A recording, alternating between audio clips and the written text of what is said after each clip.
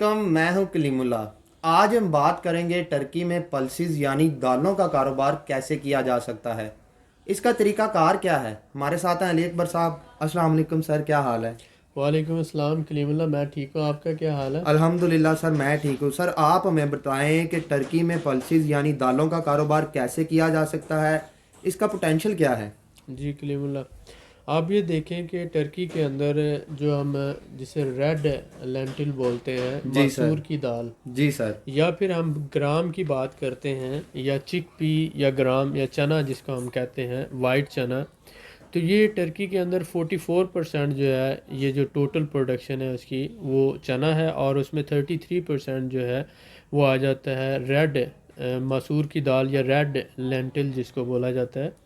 तो हम पाकिस्तान में भी टर्की से जो मसूर की दाल इंपोर्ट करते हैं, जब कभी हमारे पाकिस्तान में कमी हो जाती है या जो प्रोडक्शन है up to the required level नहीं होती, तो हम मसूर की दाल मोस्टली टर्की से, और उसके साथ साथ चना जो है वो टर्की से इंपोर्ट होता है। तो टर्की की प्रोडक्शन जो है वो तकरीबन 2 मिलियन टन तक है इन पल्सेस के हवाले से, या आप कह सकते हैं ये लैंटिल चिकपी और उसके साथ साथ जो है रेड लैंटिल, इसकी जो बहुत ज़्यादा प्रोडक्शन है टर्की के अंदर होती है। अब इसमें रिसेंट ईयर्स में ये हुआ कि पिछले 4-5 साल से कि 2 मिलियन टन से ये प्रोडक्शन डिक्रीज़ होकर 1 मिलियन टन हो गई, जिस वजह से अब ये है कि टर्की को दालें इंपोर्ट करना पड़ती हैं। और इसलिए टर्की क्या करता है, बिग वॉल्यूम के अंदर, बड़े वॉल्यूम में कनाडा से ये मुख्तलिफ पल्सेस जो है इंपोर्ट करता है, और उसको फिर आगे प्रोसेस करने के बाद काफ़ी हद तक जो है ये आगे री एक्सपोर्ट करता है। री एक्सपोर्ट में स्पेशली मिडल ईस्ट है, अफ्रीका है, इराक़ है, यानी इसके बॉर्डरिंग कंट्रीज़ हैं, इजिप्ट आ जाता है और सऊदी अरेबिया, इन ममालिक को जो पल्सेस हैं री एक्सपोर्ट की जाती हैं टर्की से। तो टर्की की जो दो मेजर प्रोडक्ट्स हैं, इनमें हम चिक पीस की बात करते हैं, यानी ग्राम वाइट ग्राम है, चिक पीस हैं, और दूसरा रेड लेंटल यानी मसूर की दाल है। ये दो प्रोडक्ट्स जो हैं टर्की के अंदर बहुत क्वांटिटी में होती हैं और इनको बहुत शौक से खाया भी जाता है, और टर्की में जो है इसकी प्रोडक्शन या काश्त भी बड़े पैमाने पर होती है। जी सर, माशाल्लाह, बहुत शुक्रिया सर आपका। सर मैं आपसे जानना चाहूँगा कि टर्की के किन इलाकों में दालें पैदा होती हैं। जी, मोस्टली आप ये देखें कि एग्रीकल्चरल इलाके जो हैं उसमें एजियन और ब्लैक सी रीजन जो है, जी सर, बिल्कुल सही है। आंकारा अंकारा से ऊपर के जितने इलाके हैं, और उसके साथ साथ इज़मीर और उसके सराउंडिंग एरियाज़ यहाँ पर। जी लेकिन सर। मैं यहाँ पे स्पेशली आपको बताऊँगा कि कोनिया जो है, ये शहर कोनिया, कारामान शहर, और उसके अलावा जोरुम के नाम से यूज़गाट है ये शहर है, मेर्सिन है, अंटालिया है, चुताहिया है, और इसी तरह से उशाक, उशाक, चुताहिया, अंटालिया, मेर्सिन, यूज़गात, जुरुम, कामरान, और इसी तरह से कारामान, सॉरी, इस तरह से कोनिया। तो कारामान, कोनिया और इसके साथ साथ जुरुम, ये इलाके जो हैं फेमस हैं। अगर हम बात करें तो इनमें से कुछ इलाके आ जाते हैं मेडिटेरियन सी में, कुछ इलाके एजियन सी, और कुछ इलाके जो हैं वो आ जाते हैं ब्लैक सी रीजन में। तो ऑलमोस्ट जो है यहाँ पर जो लैंटिल यानी वाइट ग्राम जो है, और लैंटिल रेड लैंटिल यानी मसूर की दाल और सफ़ेद चना जो है, यहाँ पर ज़्यादा तादाद में काश्त होता है। जी सर, बिल्कुल ठीक है, बहुत शुक्रिया। सर मैं आपसे जानना चाहूँगा कि टर्की की बड़ी प्रोडक्ट कौन सी है।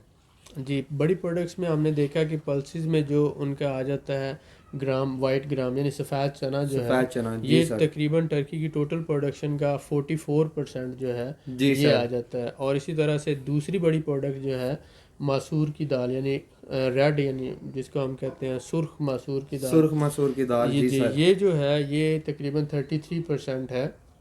तो ये दोनों प्रोडक्ट्स मिलके नियरली 75% बनाती हैं जी जो सर। टर्की के अंदर प्रोड्यूस होते हैं। जी सर, बिल्कुल ठीक है, बहुत शुक्रिया। सर मैं आपसे जानना चाहूँगा कि दुनिया में दालों के बड़े इंपोर्टर ममालिक कौन से हैं। जी बिल्कुल, इसमें हमने देखा कि बहुत से ममालिक जो है वो दालें इंपोर्ट करते हैं, जिसमें मिडल ईस्ट के अंदर हमने नोट किया कि सऊदी अरेबिया है, इसके साथ साथ कतर है, बहरीन है, जी ओमान सर। है। इसके साथ साथ हमने देखा जर्मनी है, फ्रांस है, ये ममालिक जो है यूरोप के अंदर भी इंपोर्ट करते हैं। जी सर। साथ साथ अफ्रीका में भी बहुत से ममालिक इंपोर्ट करते हैं, और इसके साथ सूडान है, इराक़ है, जो बॉर्डरिंग कंट्रीज़ आ जाते हैं, ये सारे ममालिक की क्वांटिटी में दालें इंपोर्ट करते हैं। ज़बरदस्त सर, और बहुत शुक्रिया। सम टाइम पाकिस्तान भी जो है वो जब वहाँ पर प्रोडक्शन कम होती है तो उसको इंपोर्ट करना इंपोर्ट करना पड़ती है। बहुत शुक्रिया सर आपका। जी सर मैं आपसे जानना चाहूँगा कि दालों के बड़े एक्सपोर्टर ममालिक कौन से हैं दुनिया में? जी, ये बहुत अच्छा सवाल है। बहुत शुक्रिया आप सर। ये देखें, सबसे पहले कनाडा है, नंबर 1 पे जी आ सर। जाता है। उसके बाद जो है म्यांमार आ जाता है, दूसरे नंबर पे चाइना है, फिर नाइजीरिया है, इसके बाद ब्राज़ील है, ऑस्ट्रेलिया है, अमेरिका है, रशिया में भी बड़ी तादाद में दालें पैदा होती हैं। उसके अलावा तंजानिया है, अर्जेंटीना है, फ्रांस है, और उसके बाद टर्की आ जाता है। तो इसमें जो नोटेबल आ जाते हैं, कनाडा, ऑस्ट्रेलिया, नाइजीरिया। नाइजीरिया से पाकिस्तान क्वांटी में इंपोर्ट करता है। जी सर। तो कनाडा है, ऑस्ट्रेलिया है, नाइजीरिया है, और चाइना, ब्राज़ील, तंजानिया, अर्जेंटीना, ये जो नोटेबल है। और उसके साथ साथ रशिया और टर्की, जी यहाँ सर। पर जो है क्वांटी में ये प्रोड्यूस होती है। बिल्कुल ठीक है सर, बहुत शुक्रिया सर। मैं आपसे जानना चाहूँगा कि क्या पाकिस्तान तुर्की से दालें इंपोर्ट करता है?